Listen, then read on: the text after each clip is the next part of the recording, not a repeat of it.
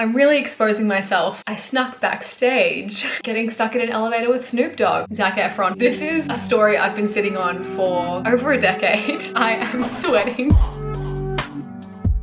Hey guys, welcome back to my channel, or welcome if you're new. My name is Ali and today I will be embarrassing myself. So the other day on Instagram, someone responded to my story and said, wow, you must have the best 2 truths and a lie. And so I ended up posting this on my Instagram, which is just like a list of random encounters I've had with people. And then I instantly received hundreds of DMs being like, you need to explain these stories. You can't just, you know, tell us this random fact and then dip. So today we will be discussing my very large amount of celebrity encounters, how they happened, rating the celebrity that I met, and a bit of a story time. So let's get into it. Now, if I was a smart YouTuber, I would leave this story till the end because it's like one of the best ones in my opinion, but I'm just so excited to tell it that it has to be first. Don't worry, the last story that I am saving for the end is a lot. If you've ever wanted to know why Daniel Radcliffe spoke about me on national television, stay tuned. So we are of course going to begin with the one and only God herself, Miss Taylor Swift. Let me paint you a picture. The year is 2009. I look like this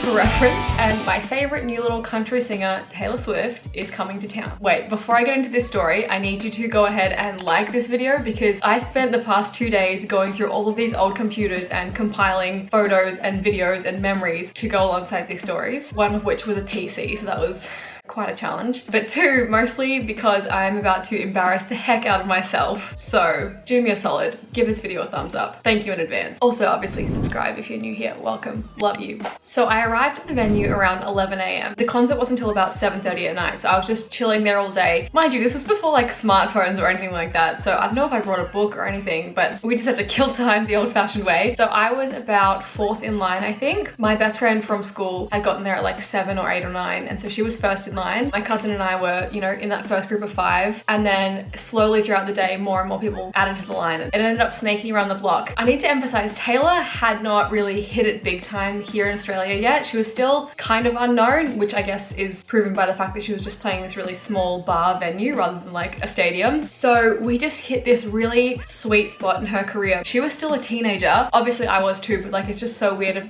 now to think that she's in her 30s and I saw her when she was a teenager. Like that's a baby in my mind. A couple of hours before the show was about to start, a car rolls up, just a regular old school like minivan kind of car. And who should be in that car? Taylor and Andrea. Andrea is her mum. You know, people had been theorizing, oh, they're gonna like sneak in this back door and go around the back and like hide from us, and nope. They just pulled right up to the front and walked in and walked towards us because she was still so like small and undiscovered at that point that it was just so low-key and casual. So she gets out of this regular ass car with her mum in her sundress and cowboy boots, very debut / fearless era outfit, you know. Oh, I should mention, the reason that we had gotten there so early, my friends and I, is because this was just a standing venue, like there weren't seats or anything, so it was going to be first in best dressed. Basically we got there so that when the doors opened we could run in and be at the barrier. I don't know how many people this bar seated, but I'll look it up and try and put the number here if I can. It wasn't very many, but the fact that we had gotten there early and lined up and were basically at the door meant that when she walked over to come in through the door, we were just there, and so we got to meet her. I cannot emphasize enough how sweet both Taylor and Andrea were. I was just not starstruck, but just so in awe of her, I guess, because I was such a fan at the time and she just meant so much to me, obviously still does, but it was just one of those really surreal moments where you get to like look in the eyes of someone that you love and sort of just thank them for all they've given you. And I mean, it's wild to think that she only had 2 albums out at this point. Like I couldn't have even imagined that here we'd be 8 albums into her career, how much of an impact she would still have. But anyway, I took a photo with Taylor, but it was accidentally a video. Classic thing. And we laughed about the fact that like, oh, it was an accidental video, haha, but I was like, that's fine, like I'll be able to screenshot it and like it's really cool. The thing is, I think it must have been on someone else's camera because I saw that video a lot of times that day, but I've never been able to find it since. I've looked online. I think it would have been someone that I befriended on the day, like early in line as well, that I had like on Twitter or Tumblr or something at the time, but no way of contacting now. The only semblance of proof that I have basically from that day is this other girl's photo. I think her name was Renee. So if anyone knows a girl that looks like this or looked like this in 2009, let me know. But yeah, I accidentally photobombed the back of their selfie. So Renee took her photo with Taylor after I did, and I was just like still lingering, chatting to them, and so I'm in that. And then, oh my god, the show itself was just so phenomenal. She of course came out in her classic black t-shirt and jeans, and she does that like quick little sassy moment, and then her like t-shirt and jeans are ripped off, and she has her amazing Fearless era gold dress underneath. It was such a moment to witness, and thankfully, because we had lined up for so long and, you know, gotten in early, we were at the barricades. We were probably a meter from her for most of the show.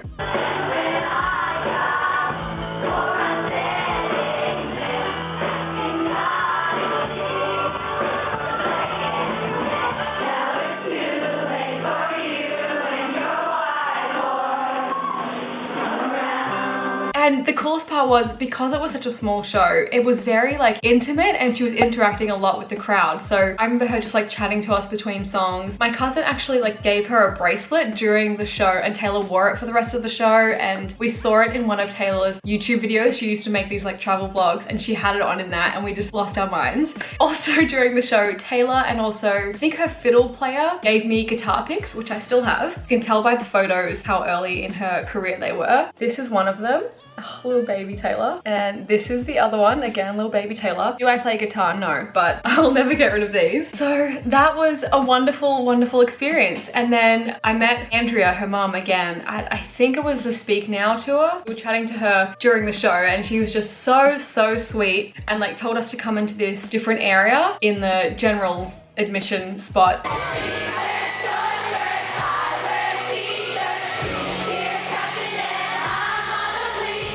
It's no surprise to me that Taylor has been raised the way she is to be such a polite, amazing woman, because I could just, I could rave forever about how wonderful Andrea is, and that was just as exciting as getting to talk to Taylor. I really hope I can meet Taylor again someday, now that she's like 10 years on in her career and I'm 10 years on in being a fan, and just kind of thank her for everything she's done and give her as much love as she's given my friends and I. So anyway, that's that story. Now let's talk about the time I was trapped in an elevator with Snoop Dogg. So I had a lot of experiences meeting actors and celebrities when I was between, let's say, 14 to 16, at red carpets, at different events and things like that. But then there have also been times when I was just in the right place and happened to meet someone randomly by chance. For example, I met Travis McCoy from Gym Class Heroes at the airport. I'm sorry, my name is Travi and I'm pretty much a big deal. I met Bevers from Broad City in a Whole Foods in New York once. I don't know if I have any Avengers fans out there watching this, but a few years ago I met Clark Gregg, and I remember thinking his first name is like a last name to me and his last name is like a first name, so I just thought that was really weird. Anyway, I was walking the streets of New York with a friend of mine, and we just like kind of saw him across the street as where we were about to cross, and he was with his daughter but also talking to another man, and the other man was also a celebrity. He was like this white-haired, older looking celebrity. I know his face, I just don't know his name or what he's in. Yeah, that's John Slattery from the Avengers, his co-star. Oh my god. And so they were chatting, but by the time we crossed the street, they had separated and gone their separate ways, and now Clark Gregg and his daughter were walking alongside us. I don't know what I'd seen him in because I hadn't seen the Avengers movies yet, but now Agent Coulson is like my favorite character from the whole franchise, so I would have freaked out a lot had I met him now. But he was just so cool. We just started chatting to him, and his daughter asked if we would like to take a photo with him, and so she took it for us, and she was like 8 or something, so that was really sweet. And so we took a few photos and then parted ways again, and he was such a cool guy, really sweet, 10 out of 10 experience. Another random one was meeting Raven Simone. Yep, that's me.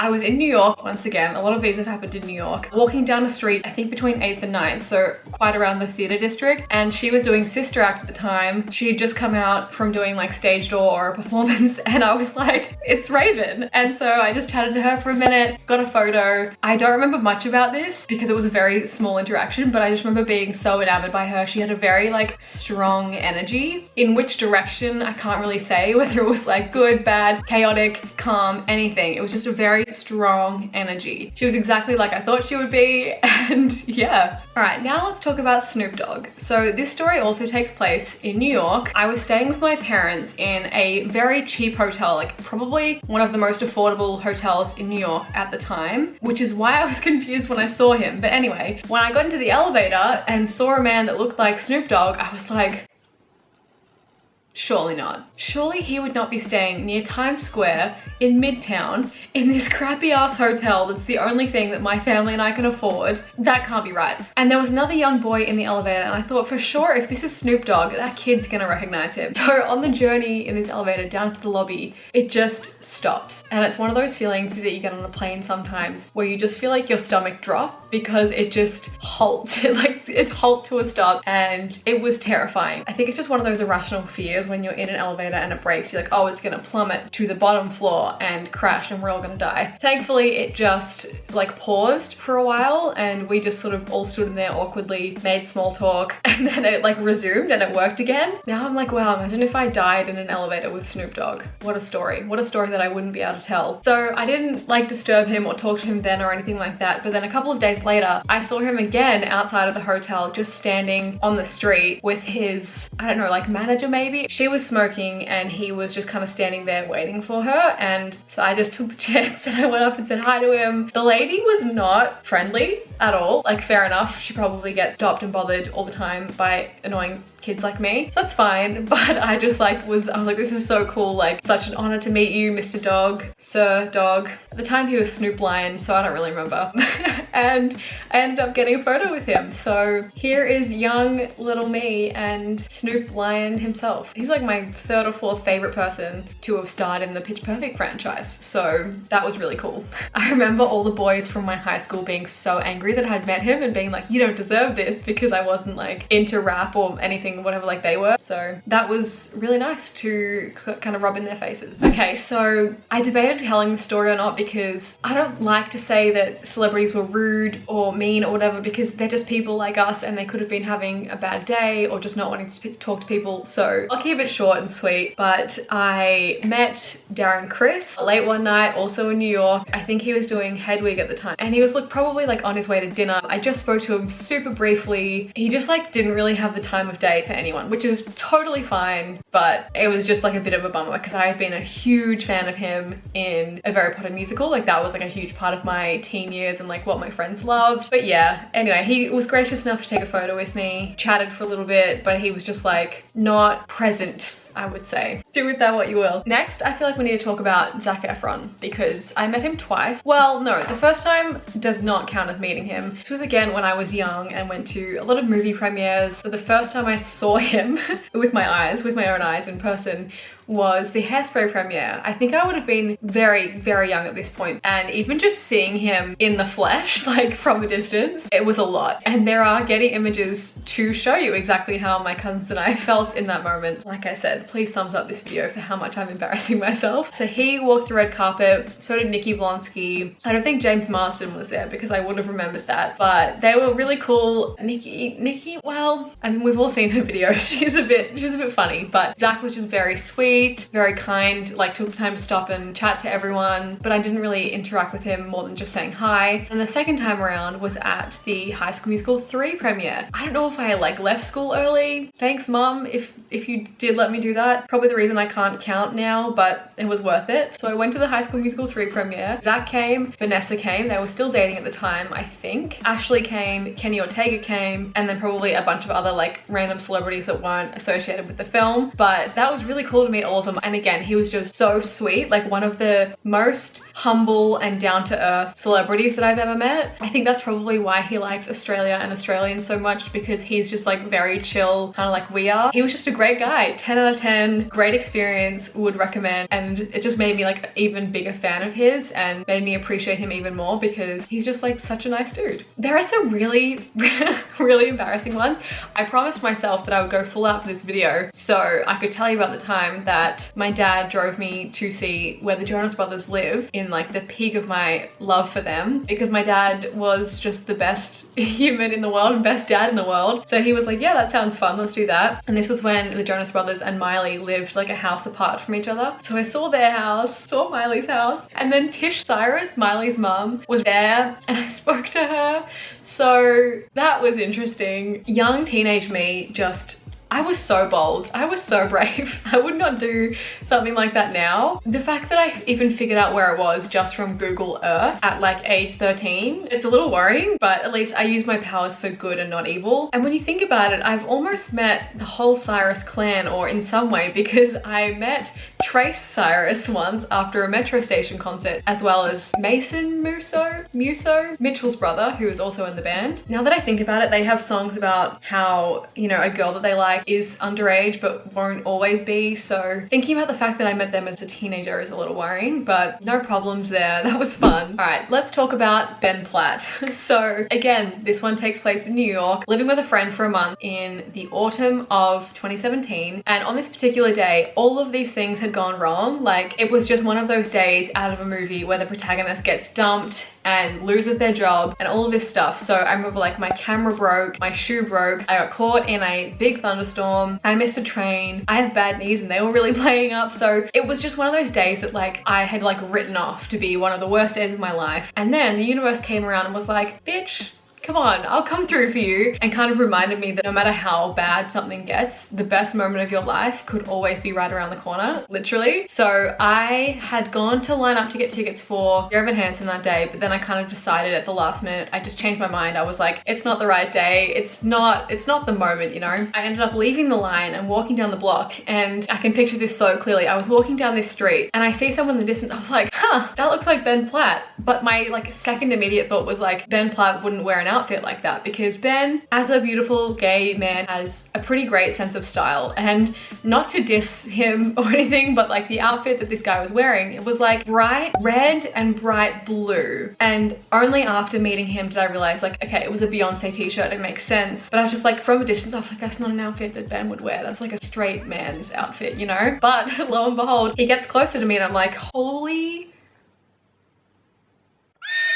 That's Ben Platt. I mean, for any of you that are new here, he has been like my #1 favorite human for so many years. If you know me, you know I just loved him so much. So I was just like, hey, I think I said like, yeah, I loved you in the show, because I went and saw Dear Evan Hansen a couple weeks before that, and I was like, I'm such a big fan. It's like literally one of those moments that you kind of black out because it was so unexpected. It was so funny because we went to take a photo, and I at this point had been acting like completely calm, very chill. I don't like fangirl in front of anyone. So I was just like very normal, but then I pulled out my phone. I was like, oh, like, let's take a photo. And he was my lock screen. So that was embarrassing, but we just had a laugh about it and took a photo, took 2 photos, I think. And as soon as I walked away, my legs gave way. They just turned into jelly and I like couldn't walk properly. It was just the most random thing, and it's one of those times in life that I'm like, nah, I manifested that, because I was having a bad day and I was like, I need this to turn around, and it did. And so that was one of my all-time favorite experiences. I just remembered that my parents met Princess Di and Charles, so maybe this like runs in my blood. Now some of the Harry Potter cast. I was working at an event that Tom Felton was at, and so part of like to say thank you for the work we were doing, you could like meet them and like get a photo with them or something. And so I took a photo with Tom, and he was like one of the nicest people I've ever met. Not even nicest celebrities, but just like men in general. He was so sweet. I think also because he's British, that helped. But I remember chatting to him about his music, and he called me Sweets. Like he was like, oh hey Sweets, or thanks Sweets, or something like that. I was like, Tom, thank you so much. So now when I see like Draco TikTok, I'm like, oh yeah, my old mate Tom. I've also randomly met a couple of other Harry Potter cast members. Oliver and James Phelps, who play the twins, were doing an event at my dad's work one day, and it was not anything to do with his work or his job. It was just they needed an office or like a space, and so it randomly just happened to be his building in the city. Yeah, so I just went with my dad into his work one day, and I think like we were walking in and they were just there because they took a photo with me and we chatted for a bit, and they were just exactly what you would expect. Exactly their regular normal selves. I feel like they almost just play themselves on camera. They're just very much like the Weasley twins. And then also that day I met Natalia Tanner, who plays Tonks. I was just chilling outside like while the event was going on. I think I was like waiting for my dad or something, and she came out to smoke, and so she like sat down next to me, and so we were chatting for a bit, and she was telling me about how she was doing long distance with her boyfriend at the time. And she was the definition of like a cool girl. She was just like one of those cool chicks that you would meet at a bar or something, have a fun night with, and then never see again. again. She was just like a very cool chick. Okay, I don't know if any of you guys know this man. I have forgotten his name. I know he has 3 names. He's from Fired Up and Pitch Perfect. That movie is prohibidado. What? Prohibidado. And one day I was on a plane and I was getting on a plane and I was walking to my seat. I think it was a plane out of Mexico, maybe to LA. And he was in my seat. So I had to be like, hey dude, so sorry, but like, this is actually my seat number. And I showed him my ticket and he was like, oh, so sorry for the mix up. But then turns out like his ticket also had that same seat number as mine. And so we talked to the stewardess and they, I think, just put us somewhere else or put him somewhere else. But it was just like one of those random encounters where I was like, hey, oh. But he was just like a very nice, funny, cool dude. I just think he's hilarious. So that was fun. Oh, I almost forgot Liam Hemsworth. So I went to the premiere for The Last Song. I don't know how I got tickets to that, but somehow we managed to get that. He was really sweet. I remember meeting him once before the movie and then during the actual showing of the film. So we were in the cinema watching it and then I had to leave to go and pee. And so how premieres work, sometimes the guests, the celebrities, will come and do like a red carpet or speak to the audience before the movie and then just leave so that they don't have to watch the film a million times. So I don't know if he was maybe getting up to leave because of that, but we like ran into each other in the hallway where you like walk out of the cinema to go and, you know, exit and go to the bathroom and stuff. And so I was like, hey, like, how's it going? Like, super excited for you. And we took a photo together and then joked that because there was this curtain behind us that some cinemas have, it looked like a prom photo, also because he was in a suit. So now it looks like Liam Hemsworth was my formal date. And yeah, I'm not mad about that. He was very cool. Again, he's Aussie, so super down to earth. Sadly, Miley was not there, but me being the wild teenager that I was, when I saw Miley in concert, I snuck backstage and saw her in the room across from me, and that alone was just like enough for me to combust. Okay, so I think it is time to tell my most embarrassing story. I'm really exposing myself on this one. So like I said, if you haven't given this video a thumbs up, you better now, because this is a story I've been sitting on for over a decade. I'm sitting on a bad boy piece of information. And it's finally time to tell it. Way back in the day, Daniel Radcliffe did a movie called December Boys. And I think it was filmed in Australia or it was an Australian movie or something. There was a premiere happening in my city. And so 2 of my school friends and I went along. I was very young at the time, so this movie wasn't really, I wasn't the target demographic, but I was a huge Harry Potter fan. So of course I went along to see the film and meet him anyway. And I had brought my copy of Harry Potter and the Half-Blood Prince. When he came out and did the red carpet and stuff, I had this stroke of genius in that moment where I took off the hardcover sleeve. So just pretend this is my Harry Potter book. I took off this hardcover sleeve. On the inside of this white part, I wrote him a letter and I said, hey Dan, my name's Ali, say hi to me on Rove. So Rove was, if you're Australian, you'll know this, but basically our version of like a James Corden or a Jimmy Kimmel. He was Australia's biggest like late night talk show and Daniel was going on the show that night. So I wrote him this note and I showed it to him as he was